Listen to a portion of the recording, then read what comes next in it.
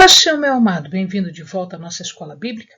Continuamos no livro de Samuel, no segundo livro de Samuel. Então pegue a sua Bíblia, pegue o seu caderno de estudos, ora o Senhor, pede a Ele discernimento, entendimento, conhecimento, sabedoria, pede a Ele proteção, para que nós possamos desvendar dos seus mistérios. Bom, estamos na história de Davi, o homem segundo o coração de Deus, e depois o rei segundo o coração de Deus. Nós já vimos a ascensão de Davi e agora nós vamos ver como Davi se torna rei sobre todo Israel e tudo que ele conquista nesta fase do seu reinado. A aliança de Davi com Israel, com as outras tribos, nós vimos que isso já havia sido facilitada por Abner. Depois Davi faz de Jerusalém a sua cidade, então ele conquista a cidade de Jerusalém. Davi vai derrotar os filisteus, ele derrota os filisteus quase que absolutamente, e os filisteus vão voltar um pouquinho mais para frente para incomodar, mas aqui ele dá um fecho para esta constante guerra que os filisteus faziam com os filhos de Deus, com Israel. Davi, agora já conquistando Jerusalém, torna Jerusalém a cidade de Deus, o centro religioso, e ele vai querer construir uma casa para o Senhor. Depois nós vamos ver o Império de Davi, a extensão do Império de Davi e as responsabilidades que ele acaba delegando para as pessoas que estão ao seu serviço. E, finalmente, Davi encontra um descendente de Saul e ele honra esse descendente cumprindo a promessa que ele fez há muito tempo atrás. Então vamos lá. Abner já havia preparado um caminho. Abner já havia conversado e tratado, enfim, Abner abriu o caminho para que Davi se tornasse rei em todo o Israel. Quando Isbosete morre, não havia mais razão para questionar nada. Então, o que é que as outras tribos fizeram? Elas vieram até Davi em Hebrom, porque esta era a sede do governo de Davi, e ali eles juram fidelidade a Davi. Pronto, estava preparado tudo, o reino estava agora pronto para se tornar único novamente, porque por um tempinho, por alguns anos, houve esta separação. Unge-se Davi agora como rei de todo o Israel, e agora ele era entendido por todos como ungido do Senhor. Se o amado lembra, Davi já havia sido ungido. Quando ele estava lá na casa do pai dele, por Samuel. Mas esta unção, ela não veio a público.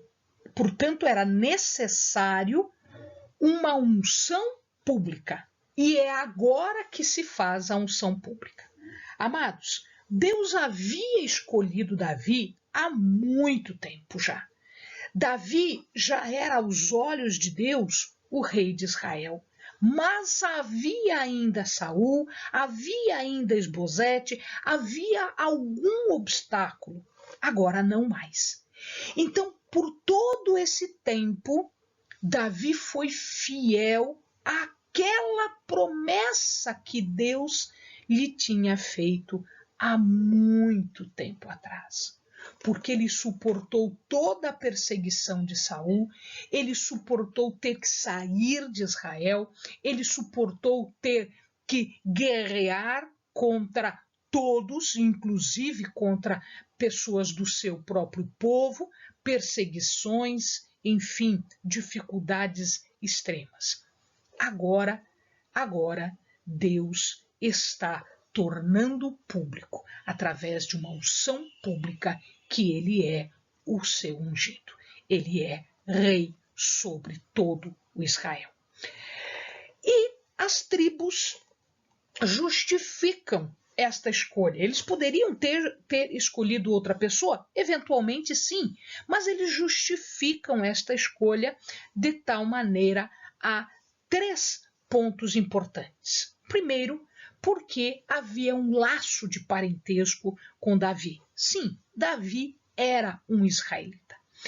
Davi já havia provado que era um líder militar.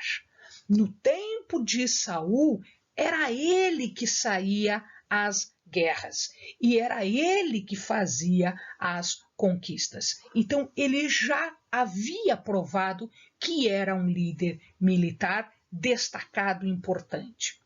Mas o mais importante de tudo isso, o que vale mais do que tudo isso que foi dito, ele estava aprovado por Deus.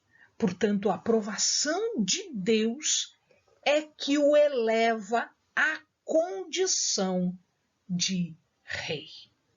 Isto é importante porque isto dá a Deus o seu verdadeiro lugar, entronizado como aquele que determina, aquele que governa.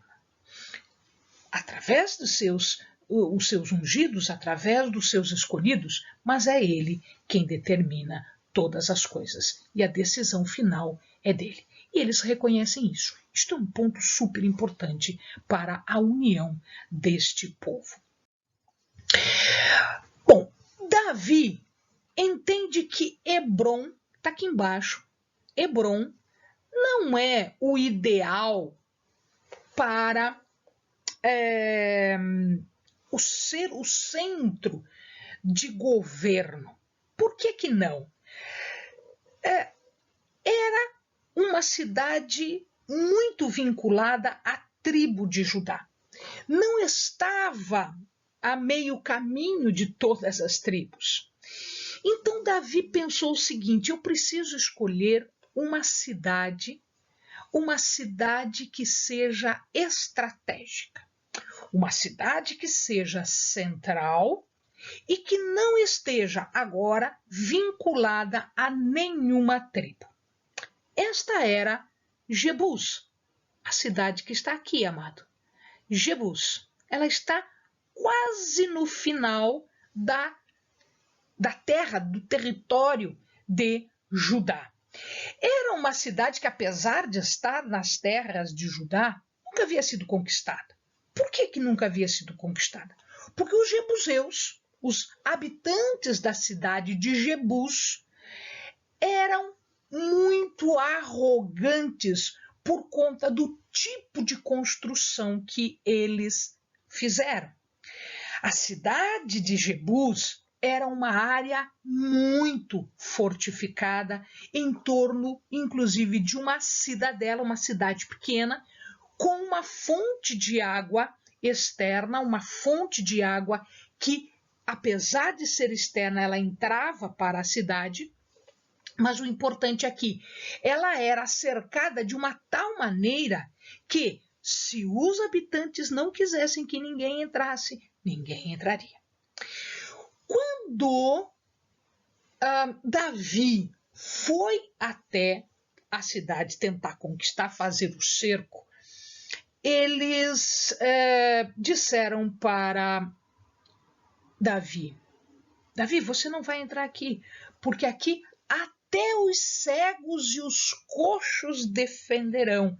Ou seja, a cidade era tão fortificada que eu não precisava de militares, eu não precisava de guerreiros para cuidar dela, para evitar a entrada. Acontece que eles não contavam com a estratégia de Davi sendo guiado por Deus. Eles entraram pela fonte de água.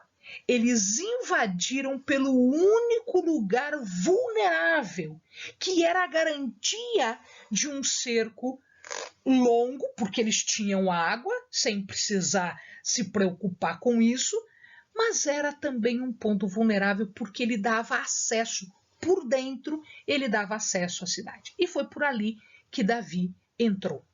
Davi entra ali e ele estabelece a cidade que ficou conhecida como Cidade de Davi. A fonte de Gion está aqui. Se o amado percebe, olha as muralhas aqui e a fonte está por fora.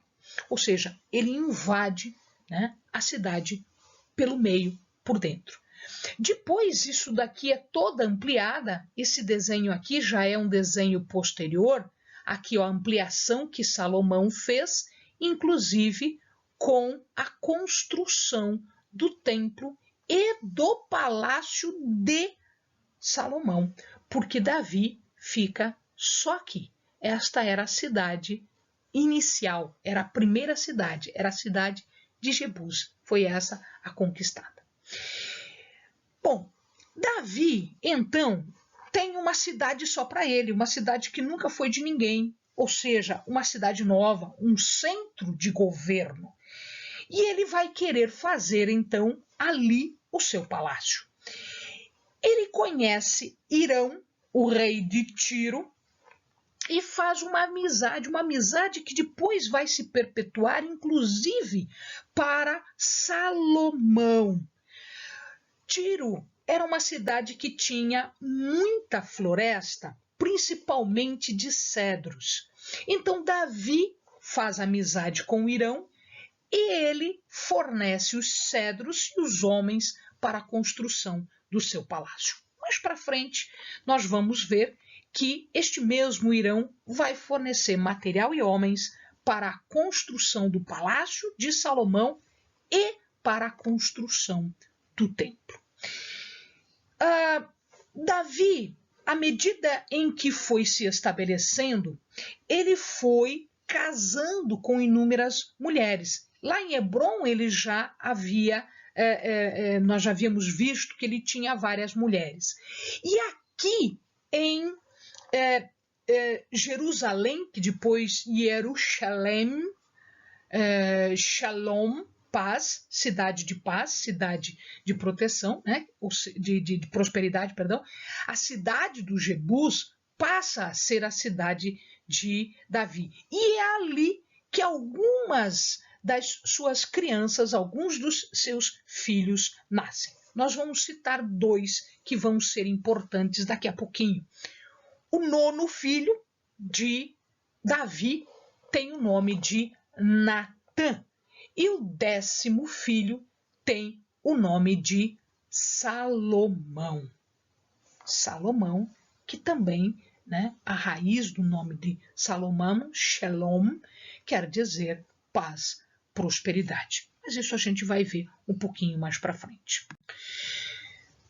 Os filisteus não gostaram nada de que Davi se tornasse rei, porque até então eles achavam que tinham a primazia, o domínio sobre Davi. Eles guerreavam com Saul.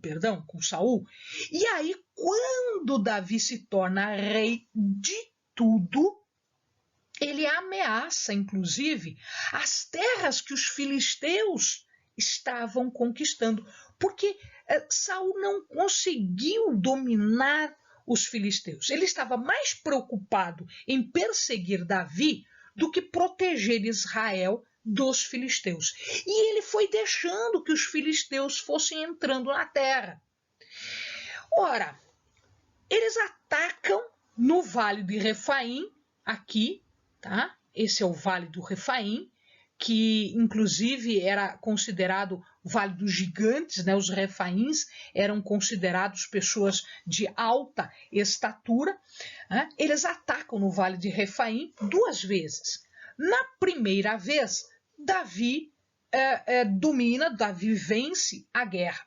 Mas eles se reagrupam e depois eles vão de novo com mais força contra o povo de Israel. Neste ponto, Davi pergunta, o que eu faço? Né? Na primeira batalha, Deus disse, vai e ataca. Na segunda batalha, Davi pergunta, o que eu faço? Vou direto? Ele disse, não, você vai por trás. Agora, olha a estratégia de Deus. Então, Deus diz para Davi, né, que espere um estrondo. ele diz assim: ouvindo tu um estrondo de marcha pelas copas das amoreiras, então te apressarás, porque é o Senhor que saiu diante de ti a ferir o arraial dos filisteus. Ou seja, na Segunda Guerra, os filisteus não estavam brigando com Davi, os filisteus estavam brigando com Deus. E aí a coisa é um pouquinho diferente. Então, Deus assume a guerra, ele vai na frente, ele vai à frente de Davi. E Davi segue este estrondo, que era Deus fazendo a sua parte, a parte mais importante, a conquista. E a vitória vem. E eles vão, né, do vale do Refaim, eles vão, né, até a cidade de Gezer, de Gibeon até Gezer. Ou seja, toda esta parte aqui antes estava dominada pelos filisteus. E numa tacada só, numa guerra só, com a estratégia de Deus, Davi conquista esta parte e ele livra este pedaço de terra que estava nas mãos dos filisteus há muito tempo, desde o tempo em que Saul é ungido rei. Davi, agora na cidade de Jerusalém, como o centro do governo, ele quer transformar esse centro de governo muito mais forte. E como é que eu faço isso? Eu vou entronizar Deus na cidade. Então, eu já estou aqui com um palácio. Agora eu quero que Deus habite este lugar. Mas como é que Deus vai habitar este lugar? Ele precisa trazer a arca para Jerusalém, porque a arca é o símbolo da presença de Deus. Mas onde estava a arca? A arca estava em Kiriat Jearim. Se o amado lembra, na guerra, lá com Eli, com os filhos de Eli, no tempo em que Eli era sacerdote ainda, eles conquistam a arca vai para as terras filisteias, causa um problema enorme e depois os filisteus devolvem a arca e a arca passa de uma cidade para outra até chegar em Kiriat Jearim com a família de Abinadab. E ali ela está há muito tempo abençoando a família de Abinadab. Então Davi quer trazer a arca. Só que olha o erro. Ele não consulta, agora não há consulta. Eu vou levar a arca usando de todas as honrarias possíveis. Então ele faz um carro novo, ele coloca bois fantásticos puxando o carro novo e coloca a arca no carro. Primeiro, a arca não pode ser levada assim. Os filisteus fizeram isso porque eles não tinham nem ideia e não havia sacerdotes para carregar a arca, porque quem carrega a arca é sacerdote. Amado, isso está colocado lá no Pentateuco, isto é regra, e isso eles deveriam saber. Mas Davi não pergunta. E os sacerdotes não falam. Eles não dão esta informação para Davi. O que acontece? Está lá a arca e toda a festa, e todo mundo fazendo festa, fazendo som, cantando, não sei o quê. E de repente, dentro da arca, né? Dentro do carro, a arca e o Zaiaiô, os dois da família de Abinadab, estão ali cuidando da arca e de repente o que acontece?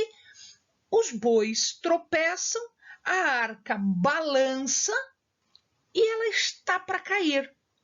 Quando estava para cair, Uzá segura a arca, toca na arca. Isso era uma afronta ao poder de Deus, à dignidade de Deus. Como é uma afronta, ele é fulminado.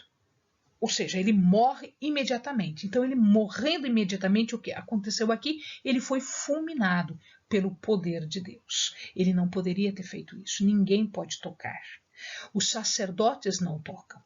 Os sacerdotes colocam os varões na arca e eles colocam no ombro o varão. Ninguém toca a arca, porque ali existe santidade. E houve uma afronta à santidade. Eles tocaram a santidade e ele foi fulminado. Todo mundo desesperado, a casa mais próxima foi Obed-edom e ali ficou a arca. Davi, totalmente tremendo de medo, todo mundo tremendo de medo, cada um vai para sua casa e eles não mexem mais na arca. Depois de um certo tempo, então, Davi quer levar, ele quer fazer isso. E aí ele consulta, como é que eu faço? E se diz então que a arca tem que ser levada de uma determinada maneira. Então eles fazem agora sim, do jeito certo, do jeito que tem que ser, respeitando-se a santidade de Deus. Eles colocam os varões, os sacerdotes levam nas costas, nos ombros, a arca e eles vão fazendo holocaustos e ofertas, dançando, cantando, sendo felizes, eles vão até Jerusalém. Diante de Deus, Davi não era um rei, Davi não era um guerreiro. Davi estava com uma estola sacerdotal, Davi estava despido de todas as insígnias reais, Davi não estava com nenhum símbolo de poder. Por quê? Porque ele estava diante do maior poder existente. Então, agora, Davi, humilde, adorador, sem nenhum destes símbolos de poder, ele está diante de Deus como um simples homem adorador. Deus, então, visto isso, visto a atitude de Davi, o desprendimento de Davi, que dá ele rei, que dá honra ao verdadeiro rei e Senhor, Deus lhe diz o seguinte: eu te tomei. Te tomei de trás das ovelhas, diz a palavra. Eu te tirei de lá, de trás das ovelhas, para que fosses príncipe sobre o meu povo, sobre Israel. Fui contigo por onde quer que foste, fugindo, guerreando, indo à casa do inimigo. Deus estava com Davi em cada momento, livrando Davi dos filisteus, livrando Davi de Saul, livrando Davi dos amalequitas, livrando Davi de todos os inimigos. Por onde quer que foste, e destruí os teus inimigos diante de ti, e fiz para ti um grande nome, como o nome dos grandes que há na terra. O nome de Davi é conhecido até hoje, é festejado, é honrado até hoje, por conta do seu grande amor a Deus. A ti, porém, darei descanso de todos os teus inimigos. O Senhor te declara que Ele te fará casa. A casa aqui não é uma casa física, meu amado. A casa aqui é uma descendência, é uma dinastia. E esta casa de Davi, nós vamos encontrar no Novo Testamento. Esta casa de Davi nós vamos encontrar na pessoa de Jesus Cristo, porque ele é descendente de Davi, por honra, por glória que Davi deu. E porque Deus honrou o que Davi fez, o seu coração, Deus deu uma descendência até a chegada de Jesus. Davi levou a arca para Jerusalém e ele não tinha uma casa para colocar. Ele fez um tabernáculo e colocou a arca nesse tabernáculo, mas ele queria uma casa. Então ele fala para Natã que ele queria uma casa. Natã, profeta Natã, ele diz o seguinte para Davi, porque daí Deus fala com Natã que Davi era um servo do Senhor e que ele faria aquilo que o Senhor determinasse, que ele tinha um futuro que iria além da sua existência terrena. A gente acabou de ver isso. Davi quer construir uma casa. Pois bem, Davi não vai. É Deus que vai construir uma casa para Davi.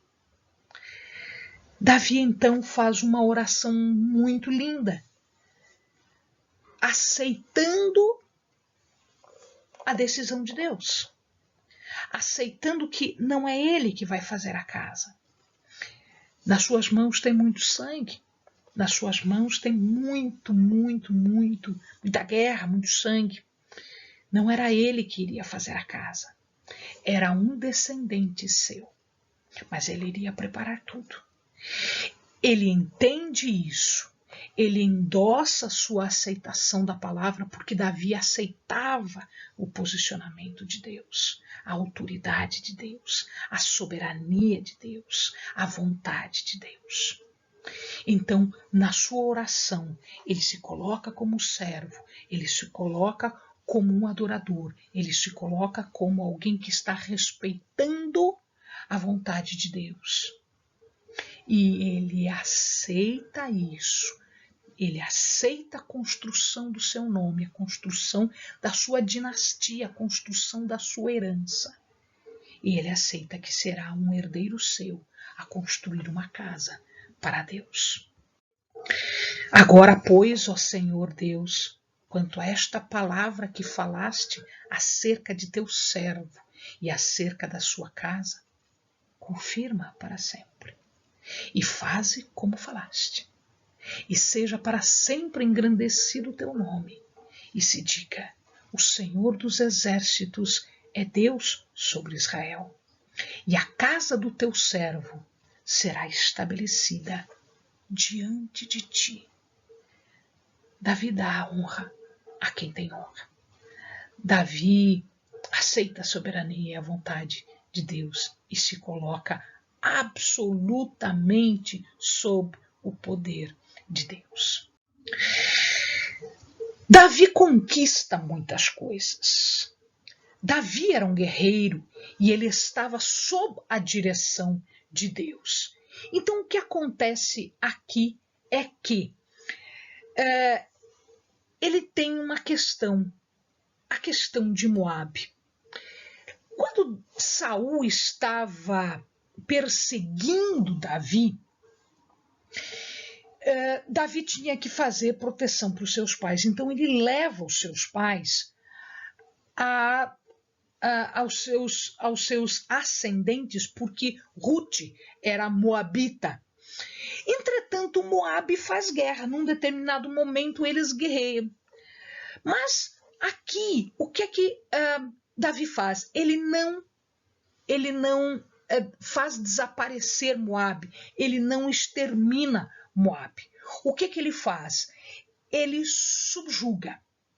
Ele deixa vivo alguns moabitas, na verdade ele mata 2/3 dos que o enfrentaram na guerra, ou seja, ele tem uma conquista muito significativa, mas ele não destrói a todos. Ele transforma Moabe em um estado vassalo, ou seja, pagando tributo. Então, essa corzinha aqui é a cor de um estado vassalo. Esta cor, Edom não está conquistado ainda, dele vai ser mais para frente. Amon não está conquistado ainda, nós vamos ver daqui a pouquinho, tá? E aí, o que ele faz? Guerra contra alguns reis daqui, de Arã e de Zobá. O reino do rei Hadadezer, que era o reino aqui de Arã e Zobá. Arã e Zobá são conquistados e eles vão agora se tornar estados vassalos. Um pouco depois disso, ele vai conquistar também Edom. Aqui para baixo nós temos o caminho para a Arábia e para a África. Então, o que nós vamos encontrar? Que todo este caminho para cima e para baixo, ou seja, todas as rotas comerciais para a Arábia e para a África estão dominadas, estão nas mãos de Davi. Davi vai delegar algumas responsabilidades. Ele se torna rei e ele começa agora a organizar o reino, porque Saul não tinha feito isso. Davi adquire esse poder judiciário porque ele era a segunda instância de decisão. Então as decisões eram feitas nas cidades, né, pelos sacerdotes, e aí quando havia alguma dúvida, ia para o rei, para que o rei pudesse fazer a decisão final. Então Davi garantia para o povo justiça e equidade. Joabe foi o comandante em chefe, né, até o final, mas ele também tinha um comando feito por uma guarda pessoal constituída de quereus e peleteus. Estes são não das tribos, eles são de fora. E esta guarda, que não era de nenhuma tribo, estava comandada por Benaia. Ele tinha 2 sacerdotes, Aimeleque, filho de Abiatar, que depois também é chamado de Abiatar. Ele vai aparecer mais para frente com o nome de Abiatar. E Zadok. Este Zadok estava especificamente responsável pela arca. Bom, tudo conquistado, tudo em dia.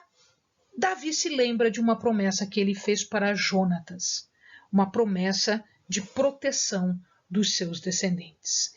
E ele começa a procurar e ele encontra um filho de Jonatas, Mefibosete.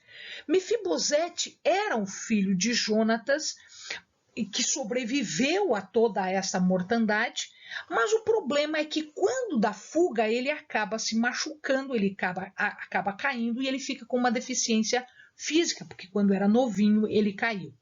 E ele morava num lugar chamado Lodebar, aqui perto do Rio Jordão, mas do outro lado do Rio Jordão.